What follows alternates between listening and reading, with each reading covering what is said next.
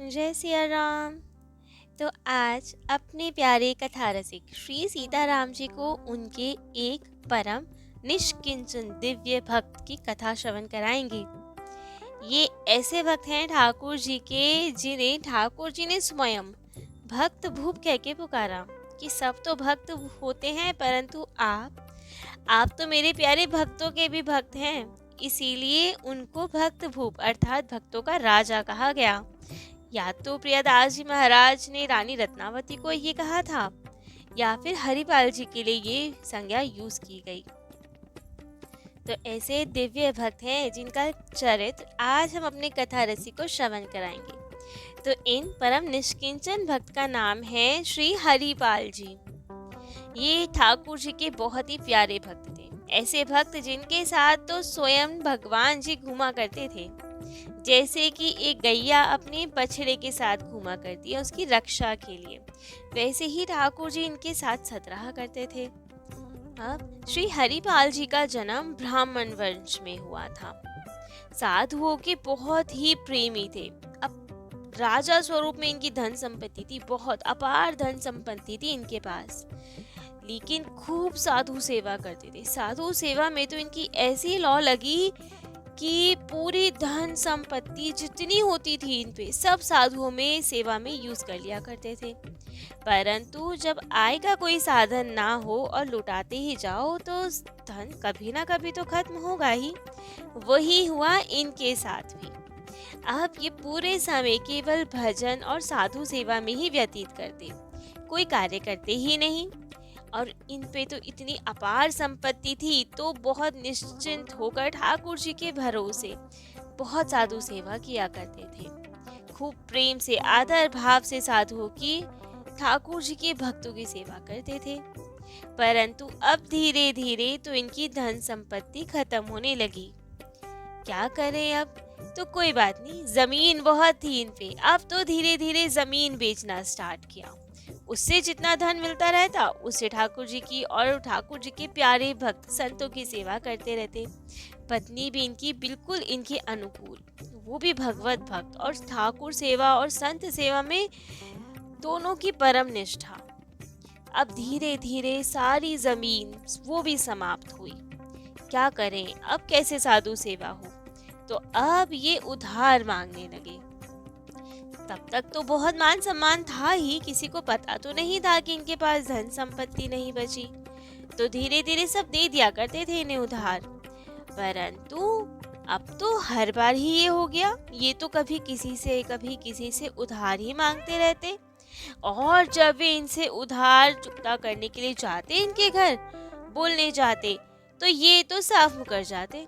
कहते कि अरे भाई, हमने स्वयं के लिए थोड़ी लिया था उधार, साधु सेवा के लिए लिया था, ठाकुर सेवा के लिए लिया था, जाओ उन्हीं से मांग लो। वो चित्रकूट के साधु है, कोई अयोध्या जी के साधु है, कोई वृंदावन के साधु है, जाओ सब तीर्थों में जाओ, उन साधुओं से ही पैसा मांगो अपना, हमने थोड़ी पाया है जो हम देंगे। अब तो सब दुकानदार सब बहुत परेशान। ये क्या उत्तर हुआ? आपने धन लिया है तो आप ही तो चुकाएंगे, लेकिन ये कहें हमने तो ठाकुर सेवा के लिए धन लिया है, ठाकुर जी से मांगो, या संत सेवा से लिया है तो संतों से मांगो, हम पे तो कुछ नहीं है। और वाकई में इन पे कुछ बचा ही नहीं था। घर के बर्तन भांडे तक बेच दिए थे इन्होंने साधु सेवा में, तो कुछ भी नहीं था अब इनके पास। ना जमीन, ना धन, ना घर के बर्तन, कोई अमूल्य वस्तु थी ही नहीं। सब साधु सेवा में खूब प्रेम भाव से मगन होकर व्यय करते थे। उसका कोई दुख भी नहीं था, ना इनको ना इनकी पत्नी को। और खूब प्रेम से साधु सेवा चल रही थी। अब तो धीरे धीरे पूरे बाजार में खबर फैल गई कि ये तो बिल्कुल ही निर्धन हो चुके हैं, इन पे कुछ धन संपत्ति नहीं है, तो कोई इन्हें अब कर्ज नहीं देगा, उधारी सामान नहीं देंगे, क्योंकि चुकाते ही नहीं। चुकाएं भी कैसे? इन पे कुछ हो तो चुकाएं। अब तो जब ये उधार मांगने जाते तो सबने तो एका कर ही लिया था, कोई इन्हें कुछ नहीं देता। अब ये सोच में मगन कि अब कैसे साधु सेवा की जाए।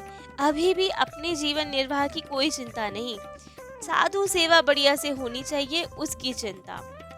तो अब इन्होंने मार्ग सोचा एक कि क्यों ना चोरी की जाए, चोरी कर कर बढ़िया से साधु सेवा की जाएगी। परंतु इससे कोई गलत उपदेश ना ले। चोरी करना कोई बहुत अच्छा मार्ग नहीं है साधारण जीव के लिए कि चोरी करो और साधु सेवा में लगा दो तो वो तो बढ़िया पुण्य में परिवर्तित हो जाएगा। नहीं, चोरी करना यदि पाप है तो उससे चाहे अच्छा काम भी करे वो पाप ही रहेगा, फल तो भोगना पड़ेगा। परंतु हरिपाल जी की बात अलग थी। उनके लिए सब पुण्य ही था, सब अच्छा कार्य ही था। क्यों? क्योंकि वे भक्त हृदय थे। उन्होंने अपने लिए कभी नहीं सोचा, साधुओं के लिए सोचा। और कब चोरी की? जब इन्होंने अपना सब सामान लुटा दिया था साधुओं में, इनके पास कुछ नहीं बचा था, तब इनके पास अंतिम मार्ग था चोरी करने का। तो यदि किसी में इस लेवल की निष्ठा हो कि अपना सब लुटा सके, तब तो ये चोरी वाली गलती माफ की जा सकती है। अन्यथा खुद का पैसा बचाए रखें और सोचे चोरी करके इसे साधु सेवा या संत सेवा की जाए, तो ये तो नहीं चलेगा। हरिपाल जी ने सब कुछ लुटा दिया था, सब कुछ भी नहीं था उनके पास। उसके बाद ये मार्ग अपनाया, तो इसलिए इन्हें कोई दोष नहीं। और दूसरी बात, ये केवल विमुखों का धन चुराते थे। जो ठाकुर जी के विमुख हैं, उनके भक्तों को कभी हानि नहीं पहुंचाई इन्होंने, कभी उनका धन नहीं लिया। इनफैक्ट भक्त लोग तो चाहते थे कभी हरिपाल जी हमारे घर भी आए और वहां से कुछ चुराएं, जिससे ठाकुर सेवा में तो धन लगे। लेकिन जो भक्त होते थे उनके घर जाते ही नहीं थे ये। केवल जो ठाकुर जी के विमुख थे, जो भक्त नहीं थे, उनके घर जाके चोरी करते थे। और चोरी भी क्या करते थे? सोना चांदी धन ये सब नहीं चुराते थे, केवल राशन का सामान जहाँ होता था वहाँ चोरी की जाती थी। आटा, दाल, चावल, चीनी, घी ये सब चुराया जाता था। तो ऐसे अनोखे चोर थे ये हरिपाल जी, ठाकुर जी के प्रिय। तो अब तो यही इन्होंने ठाना और यही ये करते थे। रात्रि में जाते इनका भाव ये रहता था कि विमु के घर चोरी की जाए, जिससे कि वे स्वयं तो धन देंगे नहीं ठाकुर सेवा में, तो उद्धार कैसे होगा उनका। तो इसीलिए उनके घर से हम चुरा के लाएंगे, संत सेवा में लगाएंगे, तो ना चाहते हुए भी सबका उद्धार हो जाएगा। विमुख लोग भजन नहीं कर सकते तो क्या, हम उनका धन लगाएंगे साधु सेवा में, जिससे उनका उद्धार हो जाए। तो ये पवित्र भावना थी इनकी, जिससे ये चोरी करते थे। तो अब ऐसे ही करते, रोज सोचते अब किसके घर में चोरी की जाए, कौन है विमुख, और जाते और वहां चोरी करते, आटा दाल अनाज का सामान लाते और खूब बढ़िया से संत सेवा करते। परंतु अब एक दिन ये घर में गए और वहां की तो सांकड़ लगी नहीं थी, गेट खुला हुआ ही था। तो सोचा कि अच्छा ठाकुर जी ने सहायता करी, गेट तो खुला ही है। गए रसोई में, अपनी बड़ी सी मजबूत सी चद्दर थी इनके पास, जिसमें सारा सामान बांध कर लाते थे। चद्दर फैलाई और सामान इकट्ठा करने लगे। परंतु तभी उस घर में पिता और पुत्री दो लोग रहते थे, शयन कर रहे थे। तभी तो पुत्री को आवाज आई कुछ खटपट की। उसने अपने पिता को जगाया और कहा, पिताजी लग रहा है घर में कोई चोर आया है, आवाज आ रही है, चल के देखिए। परंतु उनके पिता मुस्कुराए और कहा, अरे बेटा धीरे बोलो, सो जाओ, कुछ नहीं हुआ, सो जाओ। पुत्री ने कहा, नहीं नहीं पिताजी, सच में कोई चोर आया है, हमें आवाज आ रही है। पिता ने कहा, चोर नहीं आए होंगे, हरिपाल जी आए होंगे, हमने आज गेट खुला छोड़ा था उनके लिए। हम विमुखों के जैसे ही रहते हैं, कहाँ भजन बनता है हमसे। तो बस आज तो हमारी किस्मत जग गई, ठाकुर जी की कृपा हुई हम पे, जो हरिपाल जी आए। आज हमारा जितना भी अन्न धन है ठाकुर सेवा में लगेगा, हर्ष का विषय है। चुपचाप सो जाओ, यदि उन्हें एक भनक लग गई तो कहीं चले ना जाएं। परंतु अब ये सब वार्ता तो हरिपाल जी ने सुन ली। अब तो उन्हें अपार कष्ट हुआ और कहा, हम तो इन्हें विमुख समझते थे, लेकिन ये तो अंतर्मुखी भक्त हैं। इनके हृदय में तो ठाकुर जी के प्रति बहुत भक्ति है। हमसे तो बहुत अपराध बन गया, एक भक्त के घर में आ गए हम चोरी करने। उन्हें तो बहुत कष्ट कि ये तो हमसे बहुत अपराध बन गया। तब तो वे तुरंत वहां से चले गए। वो सामान तो छोड़ ही गए, अपनी वो मोटी सी चद्दर भी वहीं छोड़ गए जिसके सहारे वो सब बांध के लाते थे। सब छोड़ के अपने घर पे आए और बहुत दुखी कि हमसे तो बहुत अपराध हो गया। सही भी बात है कि हम कैसे पहचाने कोई भक्त है या नहीं है। वैष्णव चिन्ह तो नहीं थे, ना तिलक, ना कंठी, ना भगवत सुमिरन करते हुए इन्हें देखा, लेकिन हृदय में भक्ति हो ये हम कैसे माने। उनके हृदय में बहुत भक्ति है और भक्ति तो हृदय का ही विषय है। जरूरी तो नहीं कोई अपनी भक्ति प्रकट ही करे।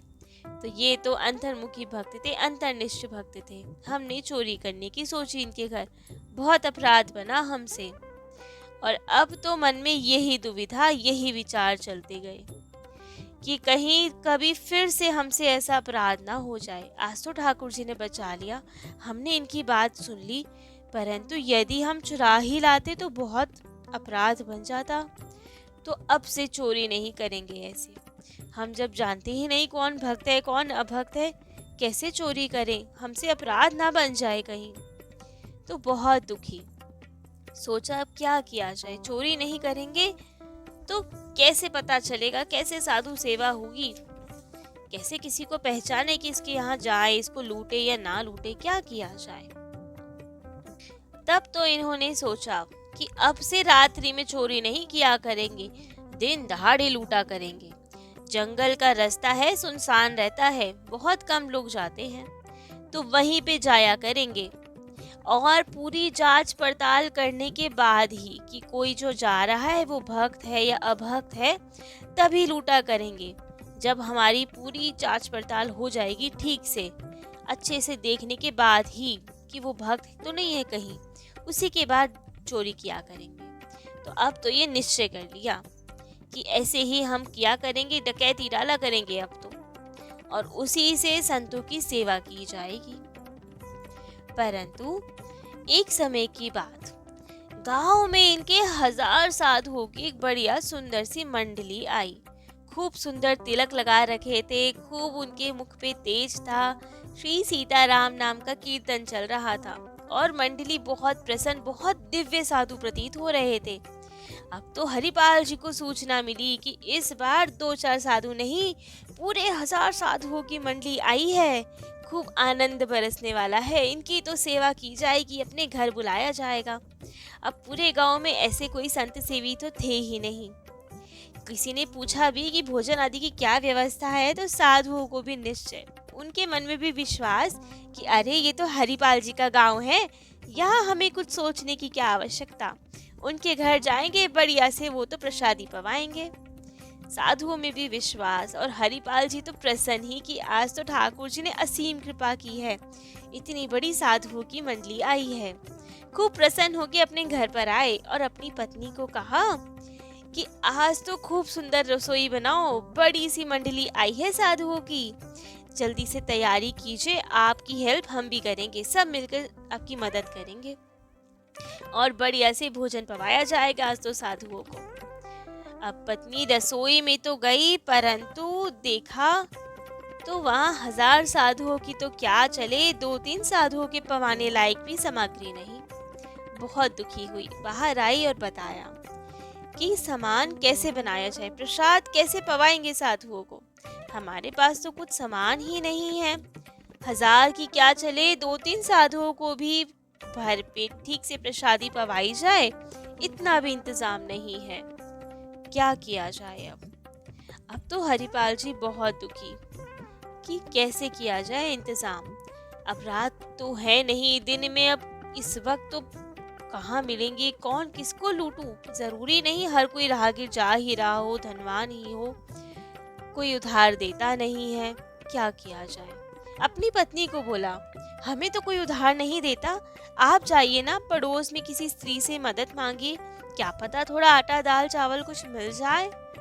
पत्नी ने जो आज्ञा कह के गई तो सही, परंतु अब इनको तो हर कोई जानता था, तो इनकी पत्नी को देखते ही सबने गेट बंद कर लिया। जानते थे वे आई हैं तो कुछ मांगने ही आई होंगी, देने की किसी की इच्छा ही नहीं। क्यों? क्योंकि देंगे तो वापस तो मिलने वाला नहीं कुछ, इन पे कुछ हो तो ही तो दे। तो अब पत्नी भी सब जगह घूमकर वापस आ गई, कुछ भी नहीं मिला उन्हें, किसी ने कुछ दान नहीं दिया। क्या किया जाए अब, कैसे साधुओं की सेवा हो। हरिपाल जी तो बहुत दुखी कि हमारे पास आज कैसा समय आया कि साधुओं की सेवा ही नहीं कर पा रहे, बहुत दुखी। तब इनकी पत्नी ने कहा, वे तो ठाकुर जी की परम भक्ता थी, उन्होंने कहा कि ठाकुर सेवा, संत सेवा तो ठाकुर जी के भरोसे ही रहती है, तो क्यों ना ठाकुर जी का ही सुमिरन किया जाए। अब उनके प्यारे संत हैं, उन्हीं को पवाना है, वे ही मदद करे ना, तो हम क्यों उदास हो, हम क्यों इतनी चिंता करें। बैठो और ठाकुर जी का सुमिरन करो, उन्हें पुकारो। आज आज वे ही आएंगे बचाने, वे ही अपने प्यारे साधुओं को पवाने आएंगे। अब पत्नी का इतना दृढ़ विश्वास देखकर हरिपाल जी तो बैठ गए और खूब करुण भाव से, हृदय से अपने ठाकुर जी को पुकार रहे हैं आज। लेकिन अब क्या होता है, क्या हरिपाल जी की ये करुण पुकार पर ठाकुर जी आते हैं? आते हैं तो कैसे आते हैं और कैसे इनकी मदद करते हैं, ये सब हम अपने कथा रसिक श्री सीताराम जी को कल श्रवण कराएंगे। आज के लिए इतना ही। जय जय श्री सीताराम।